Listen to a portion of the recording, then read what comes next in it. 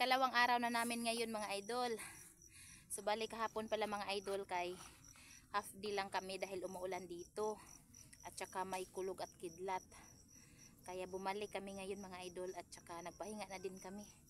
Mainit din mga idol tulad kahapon oh. Parang uulan na naman mamayang hapon. Half day na rin. So yan si madam mga idol, nagtubil siya mga idol.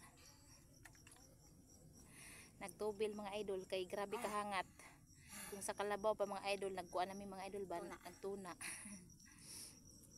So yun mga idol, update namin mga idol, ikalawang araw namin dito sa aming pagguguna mga idol no. So bali, ito lang mga idol, video kami mga idol. Isilip-silip lang sa ginawa namin. So yun mga idol, maibalita ako sa inyo mga idol no tungkol sa channel ko. Kahapon mga idol, pag uwi namin, na ano ako mga idol ba, silutan ako ni YouTube.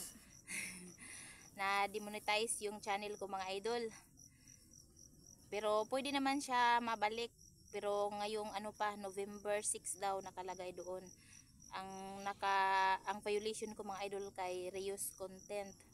Dahil sa ano ko mga idol ba, short video. Mga cut video lang yun mga idol ba.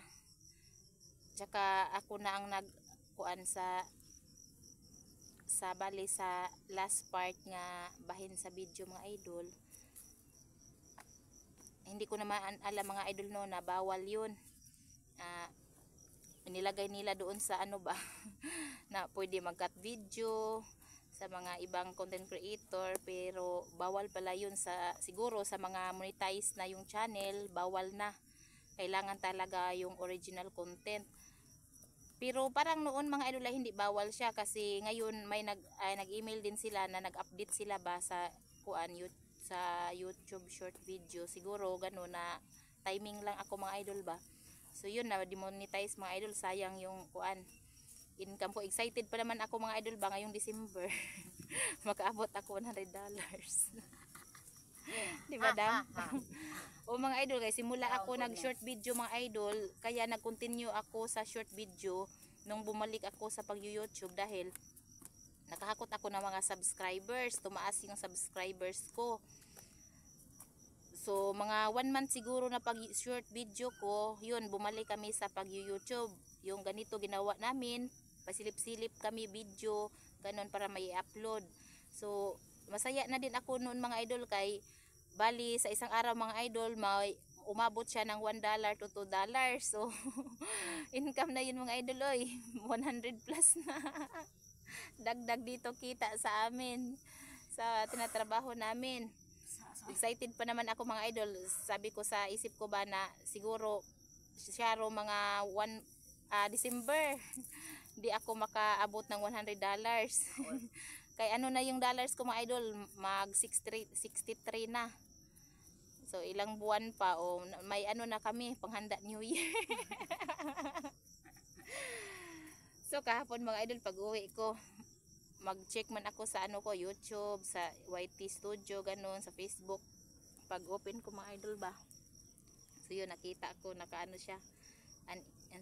Unable to earn daw yung YouTube ko. So moto, nabasa ko mga idol yun, reuse content yung violation ko. At nagpatulong pa ako ni Ate Ramram mga idol. Kaso mga idol, hindi talaga guilty ako mga idol ba, kaya pwede naman siya mag-appeal ngayon within 7 days para mabalik agad. Pero kailangan daw patunayan ko na ano ba, na akin talaga yung mga short video na yun. Sabi ko na Ate Ramram, guilty ako dahil hindi naman yun sa akin, kinat ko lang at saka nag-ano lang ako ba, say ko isumpay dam. Bali remix ba siya mga idol ba, yung ginawa ko.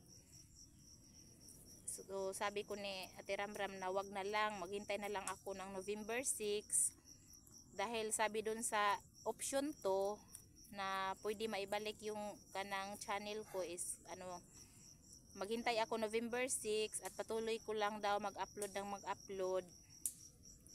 Patunayan ko na akin talaga yung mga video, sa akin na mismo yung mga video, at saka i-delete ko yung mga short video ko na nahalo na hindi sa akin. So yun kahapon dinilit ko lahat mga idol. bahala na, matataas yung mga video, ganun, sayang talaga pero kailangan gawin. So yun mga idol, hindi naman naapektuhan yung mga subscriber ko, wala naman.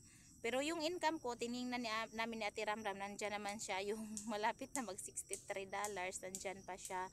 So sabi ni Ate Ramram, pag mabalik na daw yung monetization ko, andun pa rin yun. At yun, November 6 pa mga idol, malayo pa. Pero update lang, ganito lang gagawin namin, no. Patuloy pa din ako mag-video sa long video ko para hindi din mawala yung mga viewers ko ba mga idol. Kuha na ba mga idol, excited na ako mag-video kaya yung mga video namin umabot na ng 100 plus na viewers. Masaya na kami doon mga idol na may nanood na sa mga video namin ni Madam. Taupod me. Buhay probinsya mga idol pero meron pa lang nagmulasakit. Nakarelate siguro sa ginagawa namin dito. So yun mga idol, yung video ko ngayon mga idol, no, gi-share ko lang sa inyo mga idol nga yun ang nangyari pero patuloy pa rin kami, hindi kami susuko.